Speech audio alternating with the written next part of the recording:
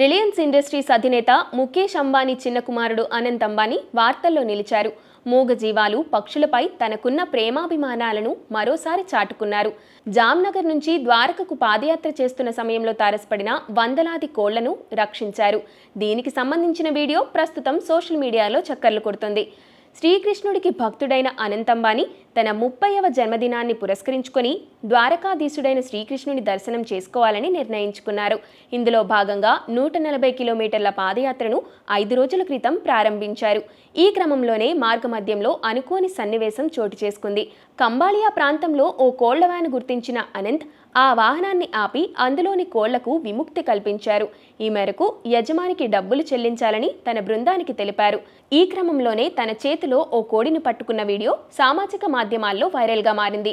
నెటిజన్లు సైతం జంతువుల పట్ల ఆయన ప్రేమను కొనియాడారు. అనంత్ అంబానీ మార్చి 28న జామ్నగర్లోని మోతీ కాళీ నుంచి తన పాదయాత్ర ప్రారంభించారు. ఏప్రిల్ 10న ద్వారక చేరుకొని తన 30వ పుట్టినరోజు వేడుక చేసుకోవాలని ప్లాన్ చేస్తున్నట్లు తెలిపారు. సాధారణ ప్రజలకు అసౌకర్యం కలగకుండా ఉండేందుకు రాత్రిపూట ఈ పాదయాత్ర చేస్తున్నారు. ఇదిలా ఉండగా వంతెరా పేరిట ఓ జంతు సంరక్షణ కేంద్రాన్ని అనంత్ అంబానీ నిర్వహిస్తున్న విషయం తెలిసిందే.